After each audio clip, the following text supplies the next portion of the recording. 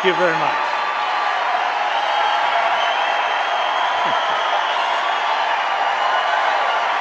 Thank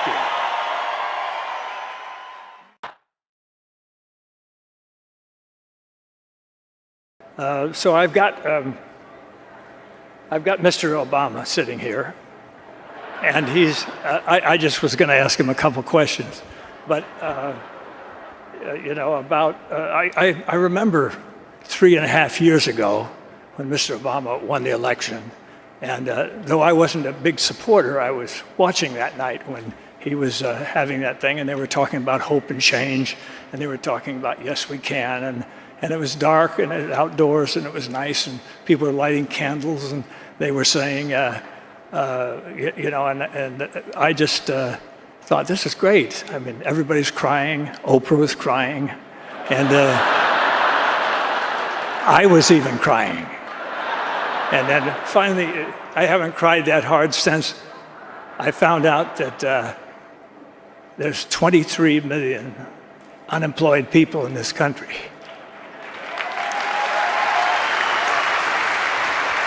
And now that is something to cry for, because that is a disgrace, a national disgrace, and we haven't done enough, obviously. This administration hasn't done enough to cure that. And whatever interest they have is not strong enough. And I think possibly now it may be time for somebody else to come along and solve the problem.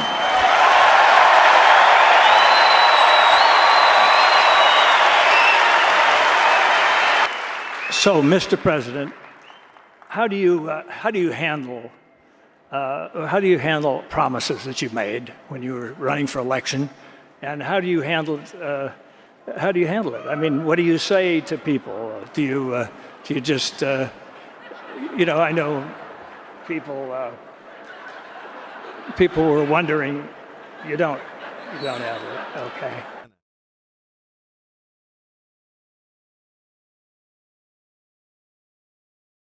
People in your own party were very disappointed when you didn't close Gitmo. And I thought, well, I think closing Gitmo, why close that? We've spent so much money on it. But I thought maybe it's an excuse. What do you mean, shut up? Okay. I thought it was just because somebody had a stupid idea of trying terrorists in downtown New York City. Maybe that was it.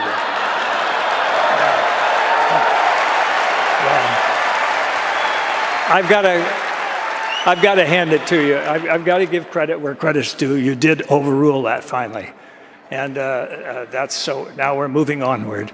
And I know I know you were against the war in Iraq, and that's okay. But you thought the war in Afghanistan was okay. I mean, you thought that was something that was worth doing. We didn't check with the Russians to see how they did there for the 10 years, but it was, you know, it's something to be thought about. And I think that that when we get to maybe. I think you mentioned something about having a target date for bringing everybody home, and you give that target date, and I think Mr. Romney asked the only sensible question, and he says, "Why are you giving the date out now? Why don't you just bring them home tomorrow morning?" And I thought, I'm not going to shut up. It's my turn. So anyway, we're going to have. We're going to have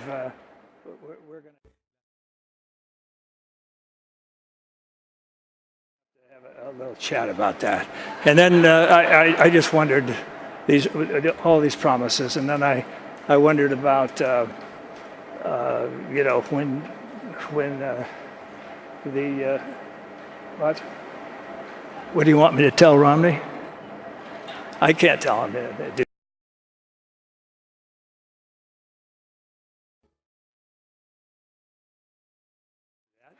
Can't do that to himself. You're crazy. You're absolutely crazy. You're getting as bad as Biden. Attorneys are so busy, you know, they're always taught to argue everything and always weigh everything and weigh both sides. And they're always, devil's advocating this and bifurcating this and bifurcating that, you know, all that stuff. But I think it's maybe time, what do you think, for maybe a businessman? How about that?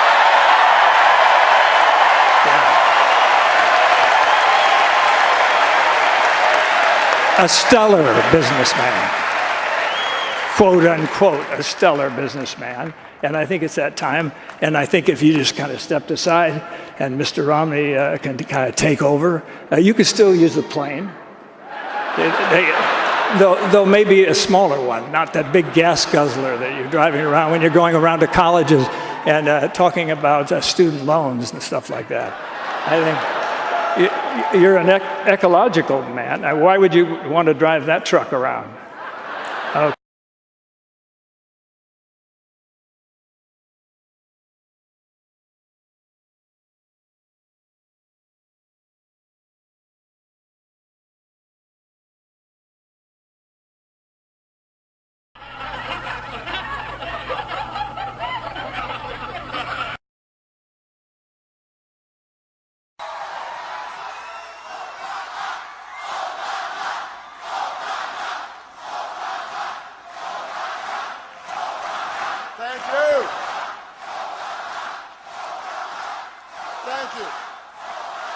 Okay. Thank you, guys. Thank you so much. And with your voices and your votes, you made it clear that at this moment, in this election, there is something happening in America.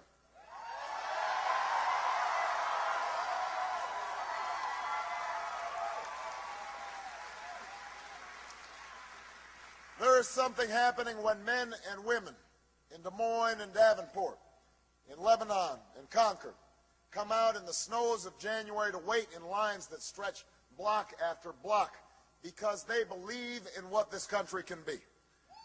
There is something happening. Turnout in numbers we have never seen because they know in their hearts that this time must be different.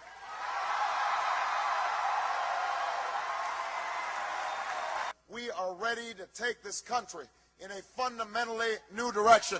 That's what's happening in America right now. Change is what's happening in America. Democrats, independents, and Republicans who are tired of the division and distraction that has clouded Washington. Yes, we can. Yes, we can.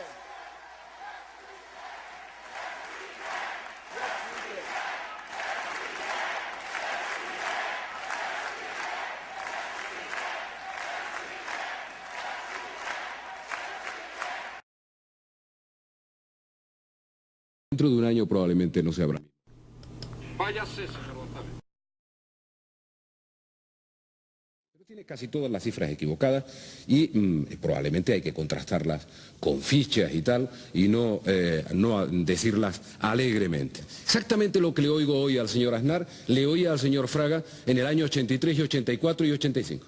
Exactamente lo mismo. Y después lo sustituyó el señor Hernández Mancha y decía exactamente lo mismo. Y llegamos a 1993 y oímos exactamente lo mismo. Porque no tienen nada que ofrecer. Váyase, señor González. Váyase, señor González.